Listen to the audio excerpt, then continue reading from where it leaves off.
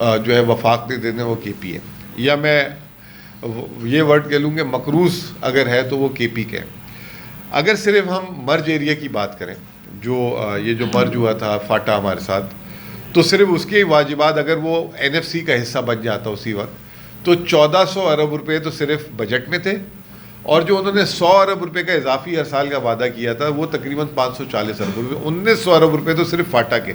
अब इमेजिन करें कि अगर ये 1900 अरब रुपए दे दिए होते वहाँ के आज जो वहाँ पे जो लॉ एंड ऑर्डर के जो महरूमी है, जो इश्यूज़ हैं, वो आज कुछ और होता, लेकिन जो है किसी ने परवाह नहीं की। बल्कि आपने बड़ी इंटरेस्टिंग बात की। मैं अभी एसपीडीसी के सेमिनार से आ रहा हूँ, वहाँ किसी ने सवाल किया ये जो 12 सूबे 10 सूबे पता नहीं कितने सूबे हैं, इसमें आपका क्या पॉइंट ऑफ व्यू है, आप सूबों का क्या पॉइंट ऑफ व्यू है। तो पहले तो वहाँ वफाकी वज़ीर ख़जाना ने आना था, वो नहीं आए, पंजाब से भी नहीं आए, बलूचिस्तान, मैं और सिंध आए, केपी और सिंध आया हुआ था। तो मेरा उसमें बड़ा सिंपल सा जवाब था कि भाई आप 10 सूबे बनाना चाहते हैं, 15 बनाना चाहते हैं, there has to be a plan, और वो प्लान होना चाहिए सामने कि इससे मुल्क का फ़ायदा होगा, नुकसान होगा। तो उसमें दलील ये है कि आपने 2018 में जो है फाटा को मर्ज किया केपी के साथ, आज तक आपने उसके जो है वाजिबात या आपने फाइनेंशियली उसको जो है उसकी जो नीड्स हैं, जो उसका हिस्सा बनता है आबादी के हिसाब से, नहीं दे सके। तो अल्लाह खैर करे, अगर ये आपने जो है 10-12 बना दिए तो बस फिर वो क्या होगा, किस तरह होगा। तो ये इसमें मेरा तो एक सादा सा जवाब ये था, लेकिन मैंने उसकी मुखालफत फिर भी नहीं की। मैंने कहा अगर प्लान है, उसका प्लान बताएंगे किस तरीके से मुल्क में एडमिनिस्ट्रेशन अच्छी हो जाएगी, सर्विस लेवल डिलीवरी कैसे अच्छी हो जाएगी, लेकर आए और डिस्कस करना चाहिए।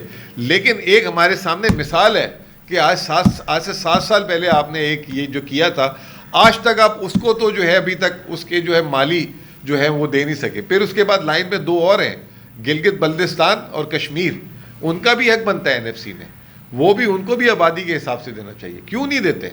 तो पहले आपकी जो पेंडिंग इश्यूज हैं उसको तो आप मुकम्मल कर लें, फिर अगली बात कर लें। आपकी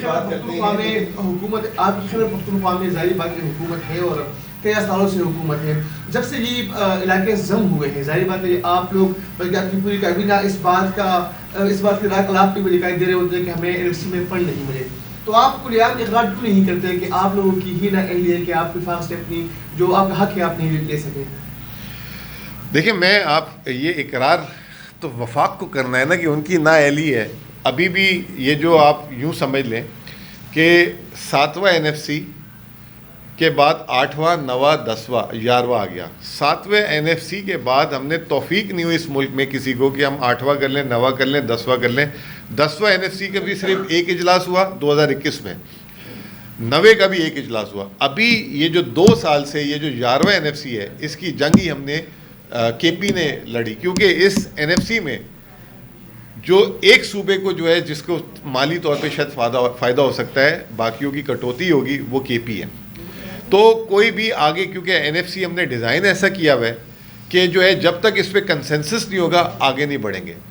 अब इसमें जो है आप एक बात बिल्कुल ठीक कह सकते हैं कि जब ये फाटा मर्ज हुआ तो उसके बाद पीटीआई की हुकूमत आ गई थी, और पीटीआई की हुकूमत आ गई थी तो इसको एनएफसी में मर्ज करा देना चाहिए था।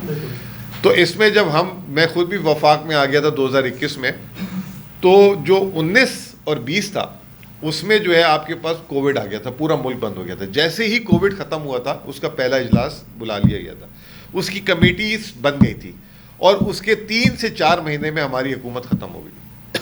और 2021 के बाद से ये जो हुकूमत बैठी है वो एक इजलास भी नहीं करा सकी। अब इसमें आप ये कह लें कि ये है बात हक की, इसमें खैबर पख्तूनख्वा की हुकूमत की कोई नाअहली नहीं है। इसमें जो है वफाक ने और चारों सूबों ने कंसेंसस करना है।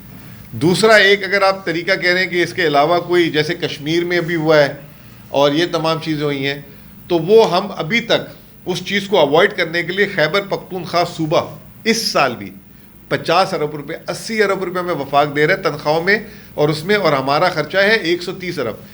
50 अरब रुपये खैबर पख्तूनख्वा अपने वसाइल से दे रहे हैं, सिर्फ इसलिए कि कोई जो है वहाँ के लोग महरूमियत ना हो, वहाँ पे थोड़ा बहुत जितना हम कर सकते हैं अपनी तरफ से कंट्रीब्यूट कर दें। लेकिन मैं फिर भी थैंकफुल हूँ, अभी जो इजलास हुआ है दिसंबर में, उसमें चारों सूबों ने और वफाक ने सब ने यक ज़बान होकर बोला है कि फौरी तौर पे जो है इनका हिस्सा दे दिया जाए, और इसकी जॉइंट कमेटी के सरबरा भी मैं हूँ, और जनवरी के इजलास को इसमें सबमिट करेंगे, और लेट्स होप के सेंस प्रिवेल करे और ये जो है अगले महीने जो फाटा का जो मर्ज एरिया का जो एनएफसी का हक है वो इंडोर्स हो जाए और हम किसी उस पर पहुंच जाए कंसेंसस पे। सर आप फाइनेंस की बात कर रहे हैं, मिसाइल की बात कर रहे हैं कि आपके पास ना होने के बराबर है या कम है, आपको आपका हक नहीं मिल रहा। दूसरी जानिब खैबर पख्तूनख्वा के अंदर साहब है वो किस्मत बदलने की बात करते हैं, वो बड़े बड़े मनसूबों की बात करते हैं, इसमें सबसे बड़ा मनसूबा उन्होंने कहा कि 5000 बेड का अस्पताल हम बनाएंगे। इस तरह के मनसूबे क्या खैबर पख्तूनख्वा अपने मिसाइल से बना लेगा या आर्मी गवर्नेंस की पोजीशन लेगा? देखिए मैं आपको एक बात बता दूं कि अल्हम्दुलिल्लाह खैबर पख्तूनख्वा पिछले 22 माह में उसने जो है ना माशी तौर पे बहुत अच्छा सफ़र तय किया है। जब हम आए थे तो हमारे पास 20 अरब रुपए, जब मैं खुद चार्ज लिया था तो हमारे पास 20-25 अरब रुपए टोटल पड़े हुए थे ख़जाने में। तो अभी as I speak with you guys हमारे पास 300 अरब रुपए ख़जाने में पड़े हुए हैं। खैबर पख्तूनख्वा में कभी एक टाइम पे 50 अरब रुपए से ऊपर ख़जाने में पैसे नहीं थे। तो हमने एक माशी तौर पे सफ़र तय किया। अब उसके बाद हमारा कॉन्फिडेंस इतना बढ़ गया हुआ है कि हम इस साल जो है अपनी तारीख की बुलंद तरीन जो है डेवलपमेंट स्पेंडिंग करने जा रहे हैं 250 अरब रुपए के करीब। इसके अलावा जो आपने बात की 5000 बेड वाली, ये एक अस्पताल नहीं है कि ये मेडिकल कॉम्प्लेक्स या मेडिकल सिटी की बात हो रही है कि जिसमें जो है हर तरीके के अलग अलग जो है शोबे के जो है अस्पताल बने। आपको एक छोटी सी एग्जांपल दे देता हूँ, पाकिस्तान के 10 बड़े अस्पतालों में आज भी खैबर पख्तूनख्वा के 2 बड़े अस्पताल हैं। पाकिस्तान के 10 बड़े अस्पताल में, जिसमें आपका लेडी रेडिंग 1800 बेड का है और दूसरा आपका ये जो KTH है ये 1200 बेड का है। इसके अलावा हयाताबाद वो भी 1200 कुछ बेड का है, वो 11वें नंबर पे आता है। तो जब आप 1800-1200 वाले बेड्स पे खड़े हुए हैं ऑलरेडी, तो 5000 बेड किसी ने कहा कि 100 अरब रुपए उसमें लगेगी, लागत आएगी। तो मैं आपको एक बात बता दूं कि ये 100 अरब रुपए तो हम जो है अब नकद में काम कर सकते हैं, बगैर किसी से कर्ज लिए ये काम कर सकते हैं। तो अल्हम्दुलिल्लाह ये हमने पिछले 2 सालों में अपनी बैकबोन बनाई। एक और चीज़ मैं आपको एक बात बता दूं, खैबर पख्तूनख्वा अपने वसाइल से, किसी सूबे ने अपना मोटरवे नहीं बनाया। हम एक स्वात मोटरवे बना चुके हैं, स्वात 2 भी बनाने जा रहे हैं। अब जो है DI खान पेशावर मोटरवे जो 2021 में ऐलान हुआ था, उसके लिए फंडिंग नहीं अरेंज हो रही थी। अब फाइनली हम इतने करीब आ गए हैं कि खैबर पख्तूनख्वा हुकूमत अपने वसाइल से उसमें 150 अरब देगी, बाकी 200 अरब रुपए डोनर्स और उधर आएगी। पहली दफ़ा अब हम सिंध की तरह या बलूचिस्तान की तरह, देखें उनका भी हक है, उनको मोटरवे मिलने चाहिए थे, सारे मोटरवे पंजाब को मिल गए और एक ये पेशावर वाला और हज़ारा वाला वफाक ने हमें KP को बना के दिया।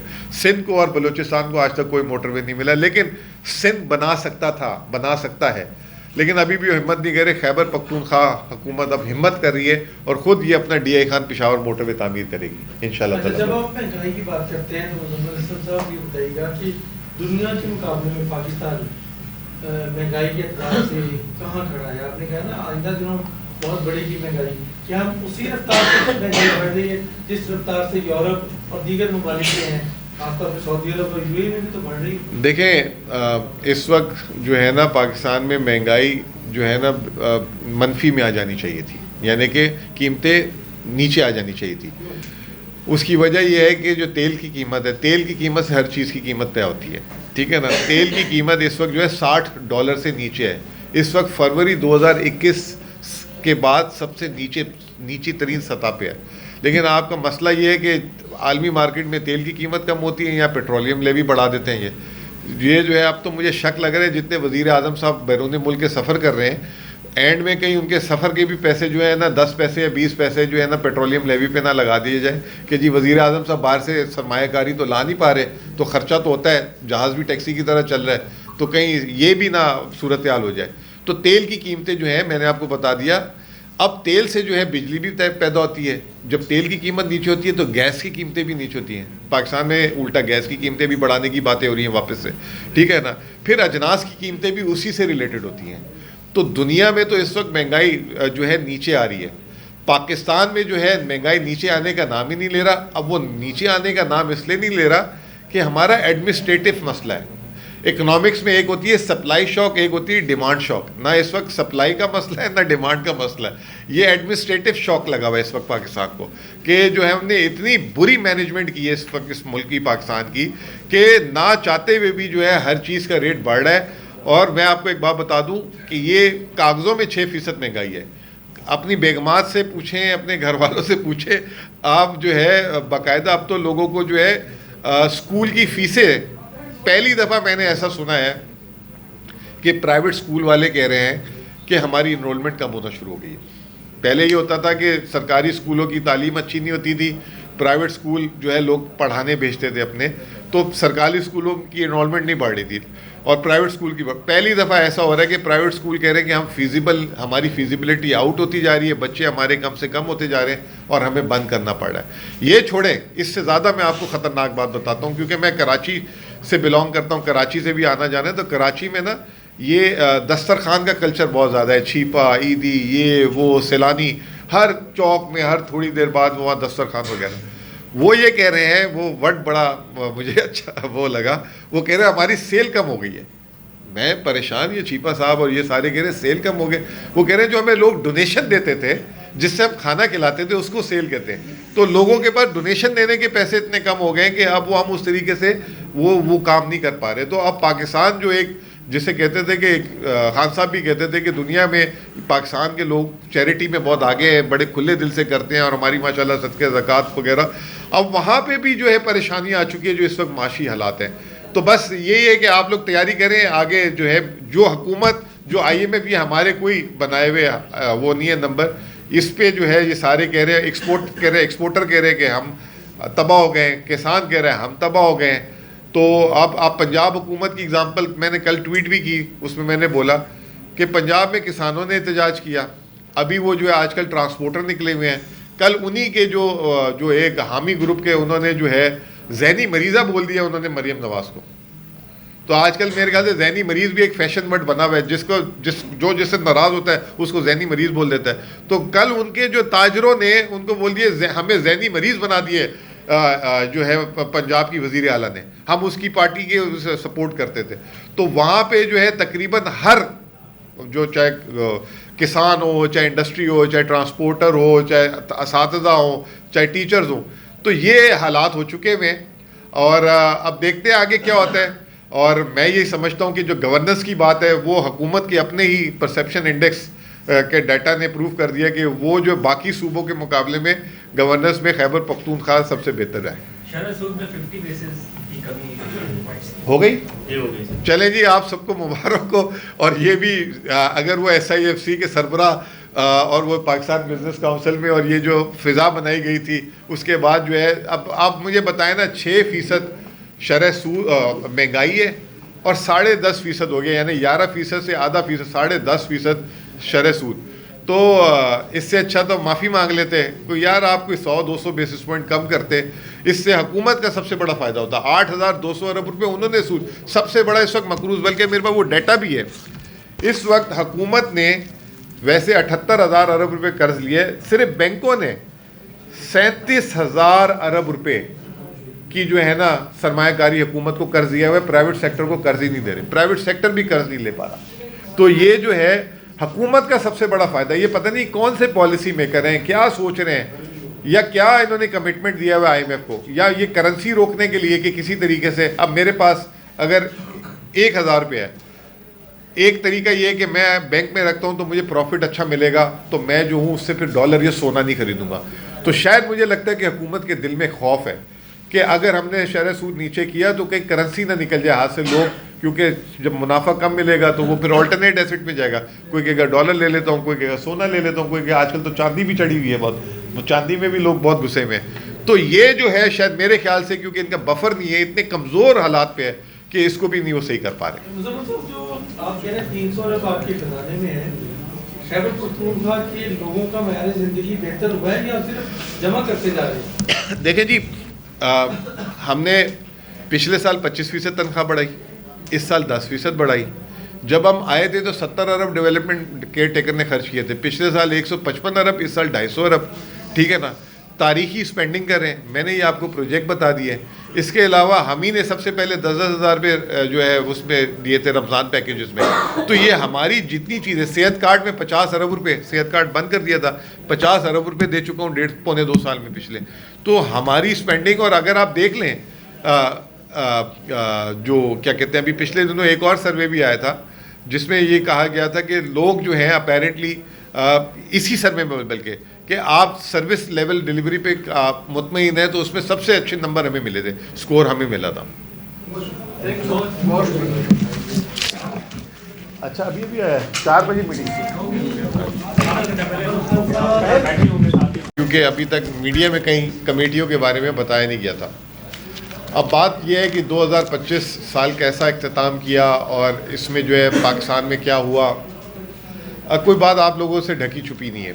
इस वक्त अगर आप देखें तो पाकिस्तान की जो ग्रोथ है, शरह नमू जो है, पिछले 4 सालों में तारीख की सबसे कम तरीन थी, और इस साल भी 2.7%, हालांकि हम समझते हैं कि वो नहीं थी, लेकिन चले मान लेते हैं 2.7% ग्रोथ आई। और पिछले 4 सालों से जब से PDM की हुकूमत या शहबाज शरीफ साहब की हुकूमत थी, पाकिस्तान में मजमूई ग्रोथ जो है 2% से कम, आबादी से कम रही, और ये साल भी उससे मुख्तलिफ नहीं रहा। आप लोग के सामने अभी जो है लेबर फोर्स सर्वे आया, उसमें बताया गया कि पाकिस्तान में 21 साल की सबसे बुलंद तरीन जिसे कहते हैं बेरोज़गारी है, 7%, उसका बताया गया। वर्ल्ड बैंक बताता है कि जी पाकिस्तान में जो है गुर्बत जो है वो 45% जो है गुर्बत, जो लोग 45% लोग जो है गुर्बत उसके नीचे आ चुके हुए हैं। 2025 में आपके सामने फ्लड आए, IMF की रिपोर्ट कहती है कि फ्लड से पाकिस्तान का -0.5% इस साल शरह नमू जो है GDP उसमें कमी आएगी। महंगाई जो है उसमें 0.5% इजाफा होगा, और करंट अकाउंट खसारा भी $1 अरब जो है उससे बढ़ जाएगा। हुकूमत जो दावे करी थी कि जी मईशत में स्टेबिलिटी आ गई, अब हुकूमत के अंदर से गवाहियाँ आना शुरू हो गई। स्टेट बैंक के गवर्नर ने बोला कि पाकिस्तान का जो माशी मॉडल है ये 25 करोड़ आवाम के मुल्क को चलाने के लिए सही नहीं है। SIFC से आपके सामने आ गई बात। SIFC के सरबराह जो है जनरल सरफराज, उन्होंने कहा कि जी पाकिस्तान में जो इस वक्त माशी बदहाली है या जो सरमायाकारी नहीं आ रही, उसके पीछे जो है अंसर जो है पाकिस्तान के हाई टैक्स रेट्स का है। तो इस वक्त जो है म्यूज़िकल चेयर चल रही है। तो इसी दौरान IMF की एक रिपोर्ट आ गई है। IMF की तो वैसे 2 रिपोर्टें आई हैं, और दोनों बड़ी काबिल ज़िक्र रिपोर्ट है। पहले तो आपको याद होगा जिसमें हमने प्रेस कॉन्फ्रेंस भी की थी आखिरी, करप्शन एंड डायग्नोस्टिक वाली। अब जो दूसरी रिपोर्ट आई है वो आई है जायज़ा रिपोर्ट जो IMF का मिशन किया था। अब उसमें जो है जो सबसे जो परेशान कुन बात यह है कि जब IMF का प्रोग्राम शुरू हुआ था तो 64 शराइत थी, अब मज़ीद 11 शराइत दे दी गई हैं। अब जो मज़ीद 11 शराइत दी गई हैं वो नहायत ही खौफनाक किस्म की शराइत है, और वो शराइत को जब मैं देखता हूँ तो मुझे लगता है कि हमारी आवाम जो पिछले 4 साल से जो मुसलसल जिसे कहते हैं माशी परेशानियों का शिकार हैं, वो उसमें मज़ीद इजाफा होने जा रहा है। अब वो सबसे पहली शर्त यह है कि क्योंकि, और ये IMF को ख़ुद हुकूमत ने लिख के दिया था कि अगर टैक्स टारगेट हासिल ना कर सकें तो उस टैक्स टारगेट को हासिल करने के लिए वो क्या क्या इक़दामात लेंगे। वो आपने सुना भी होगा कि वो जो है सबसे पहले तो जो है खाद और पेस्टिसाइड्स जो कीड़ा मार दवाई होती है उसमें 5% जो है FED लगाने की बातें कर रहे हैं। फिर जो है दूसरी बात ये कर रहे हैं कि जितनी भी शुगरी आइटम है, जैसे चीनी है, चीनी के अलावा अगर कोई चीज़ बेकरी में इस्तेमाल होती है, जो दवाइयों में चीनी इस्तेमाल होती है, शरबत में, कोल्ड ड्रिंक्स में, जहाँ पे भी चीनी का इस्तेमाल है उस पे जो है उन पे FED लगा दिया जाएगा। फिर तीसरी बात यह है कि पाकिस्तान में 3 से 4 किस्म के सेल्स टैक्स हैं। एक 0% है, जैसे पेट्रोल पे इस वक्त 0% सेल्स टैक्स है। बाज़ चीज़ों पे सेल्स टैक्स 8% है, बाज़ चीज़ों पे 18% है। तो हुकूमत ने ये वादा किया था जिन जिन चीज़ों पे 8% सेल्स टैक्स होगा उसको 18% कर दिया जाएगा सेल्स टैक्स।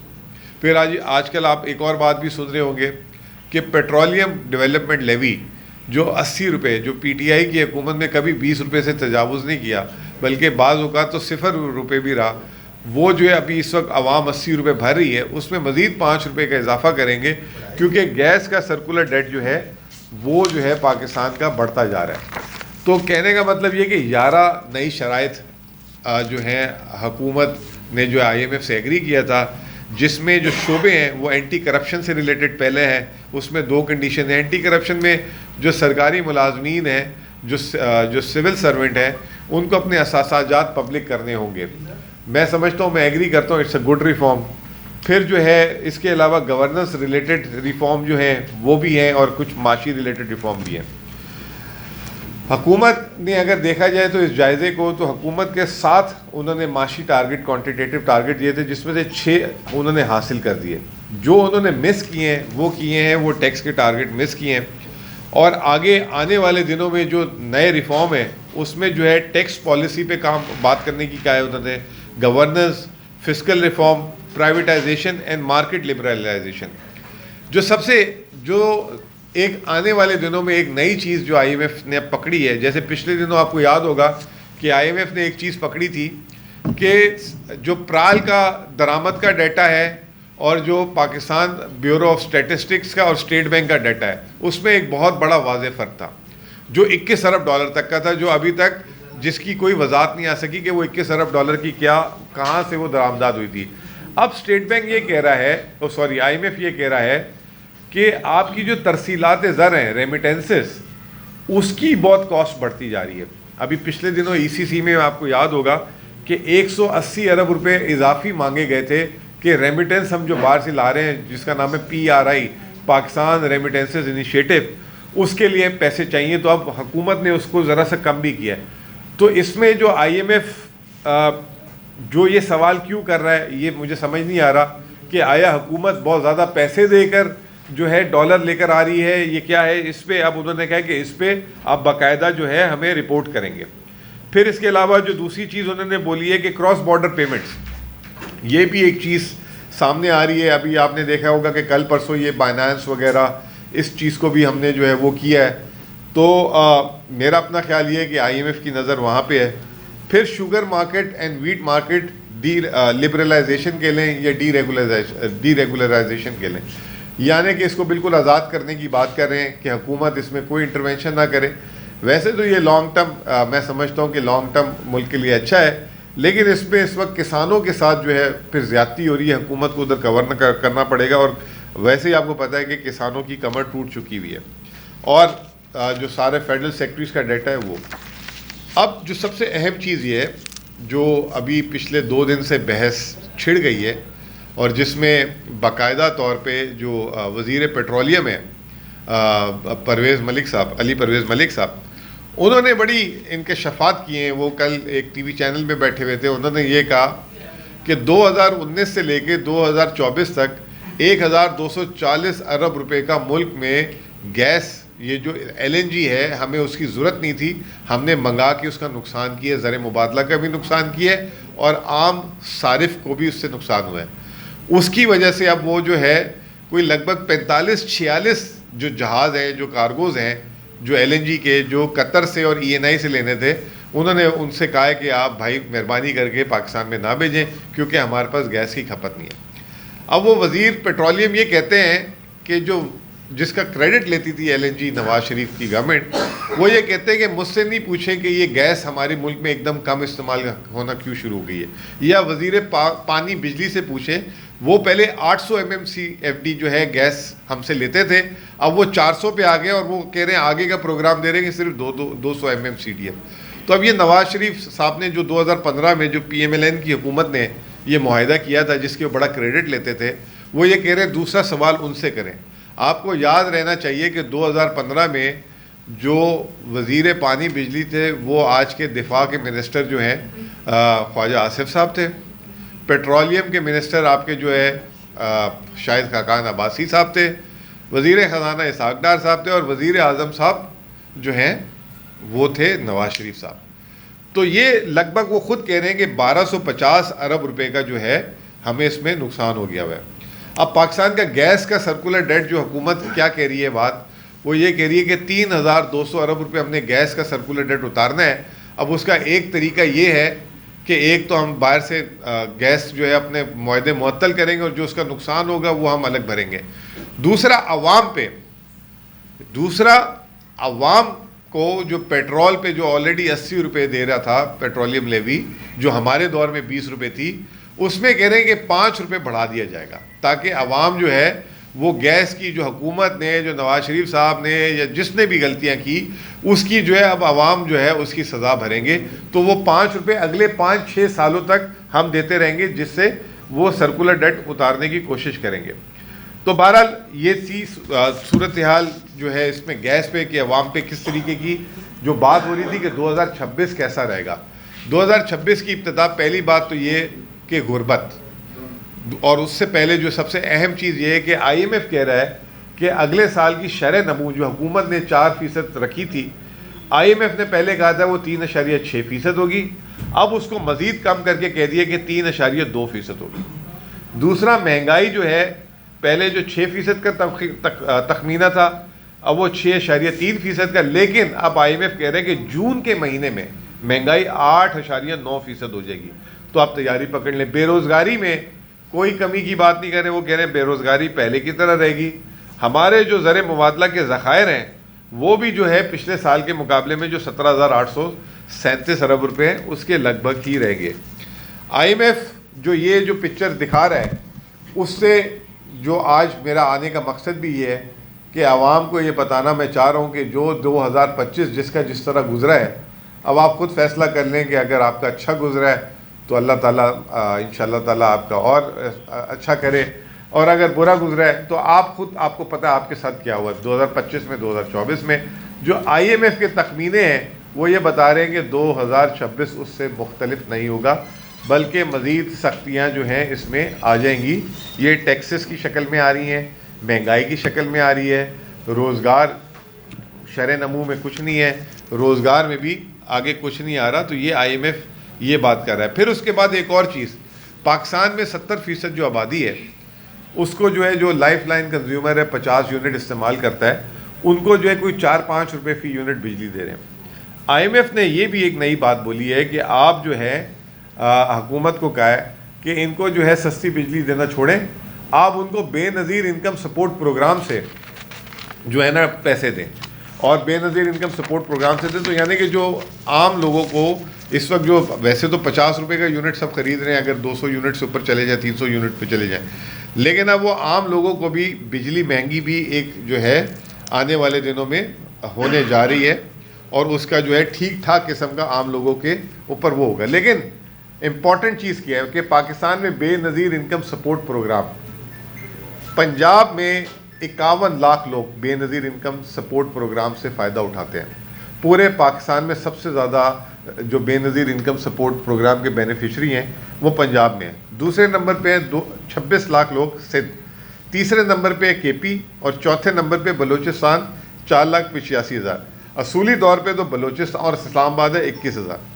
असूली तौर पे तो बलूचिस्तान में बहुत कम है, वहाँ पे जाना चाहिए था। आया ये सिंध और पंजाब, और पंजाब जो कहते हैं कि वहाँ पे बड़ी माशी खुशहाली है। 51 लाख जो है पंजाब, 26 लाख सिंध, 22 लाख KP। 22 लाख KP के जो हैं आपको पता है पिछले 20 साल से वो जंग ज़दा है, ऑपरेशन ज़दा है, और 4,85,000 बलूचिस्तान, और इस्लामाबाद 21,000।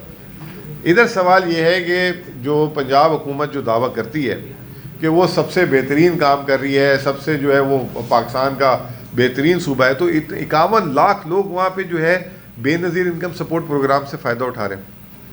दूसरी चीज़ ये कि आप एक और चीज़ आगे जो हुकूमत की अपनी जारी की हुई है वो है करप्शन परसेप्शन रिपोर्ट, वो भी बड़ी ज़बरदस्त है। उसमें करप्शन परसेप्शन रिपोर्ट में जो सबसे ज़्यादा पुलिस रिश्वत लेती है जो लोगों ने बताया है वो पंजाब है।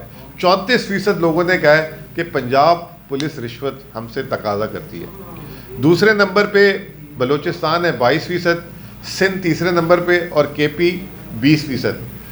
बताना ये चाह रहे थे कि कुछ लोग जो हैं बातें करते हैं कि जी KP में गवर्नेंस का इशू है, ये हुकूमत का जो है करप्शन परसेप्शन इंडेक्स था। फिर रिश्वत का भी एक उन्होंने सर्वे किया, और उन्होंने कहा कि जो सरकारी अफसरान हैं जो रिश्वत का तकाजा करते हैं, तो सिंध में 46% लोगों ने कहा कि सिंध में जो है वहाँ के अफसरान रिश्वत का तकाजा करते हैं। दूसरे नंबर पे 39% पे पंजाब, तीसरे नंबर पे 31% पे बलूचिस्तान, और KP सबसे नीचे 20%। जब मैं ये अपने वज़ीर आला को उस दिन बता रहा था तो वो ये कह रहा था कि ये 20% भी कैसे है हमारा। तो मैंने कहा ये करप्शन परसेप्शन है, यानी कि 20% लोग रिश्वत नहीं लेते, 20% लोगों ने बताया है जिनसे मुलाकात हुई है, तो उन्होंने कहा कि 20% ने कहा कि जी हमसे रिश्वत मांगी जाती है। तो वो उस पर भी आग बगोला हो गया था कि ये जो है कैसे हमारे यहाँ जो है इतनी, मतलब ये भी नंबर कैसे आया। तो गवर्नेंस की जब बात होती है तो ये एक बहुत इम्पॉर्टेंट इंडिकेटर है। और अभी एक जो 17 ममालिक में पाकिस्तान, और फ़ख्र की बात है कि बेस्ट अवार्ड मिला है ऐप का, दस्तक ऐप का, वो भी जो है गवर्नेंस से रिलेटेड है। वो केपी की दस्तक ऐप है, उसने जो है वो अवार्ड जीता है। और जहाँ पे आईटी कैशलेस की बात हो रही है तो वहाँ पे भी गवर्नेंस में केपी सबसे ऊपर। तो ये गवर्नेंस का पॉइंट ऑफ व्यू भी ये था। अब आखिरी में ये कि आज जो है मॉनेटरी पॉलिसी आ रही है, 11% पे शरह सूद है, 8,200 अरब रुपए हमारे जो है सूद की अदायगी पे हम खर्च कर रहे हैं। और हुकूमत जो है वो ये कहती है कि जी हमारे पास पैसे नहीं है बाकी चीज़ों पे खर्च करने के। सिर्फ बताना मैं ये चाह रहा था कि ये जो 8,200 अरब रुपए जो सूद की हम अदायगी कर रहे हैं, ये आज से 3 साल पहले 3,900 अरब रुपए थी। और उस वक्त भी शरह सूद जो है जब इमरान खान की हुकूमत ख़त्म हुई थी तो 11% पे छोड़ के गए थे। तो इससे आप अंदाज़ा लगा लें कि कितनी बैड गवर्नेंस कर रहे हैं कि सूद की जो हमारी अदायगी है वो भी दिन ब दिन बढ़ती जा रही है, जिसकी वजह से तरक्याती अखराजात और ये तमाम चीज़ें नहीं हो पा रही। तो ओवरऑल जिसे कहते हैं कि 2026 जो है हमारा वो काफ़ी सख्त है। और उसमें अभी हुकूमत ने जो ख़ुद IMF के साथ बातें की हैं, जो उनके साथ वादे किए हैं, तो आने वाले 15 से 20 दिनों में आप देखेंगे कि एक शदीद महंगाई का राउंड होगा। ऑलरेडी जो है पाकिस्तान से लोग छोड़ के जा रहे हैं महंगाई की वजह से, और ये तमाम चीज़ें। तो आगे भी कोई अच्छी उम्मीद नज़र नहीं आ रही macro economic point of view से। बहुत बहुत शुक्रिया। अच्छा सर, ये बताइएगा कि NSE अवार्ड्स के मद में और लीगल प्रॉफिट जो है उसकी मद में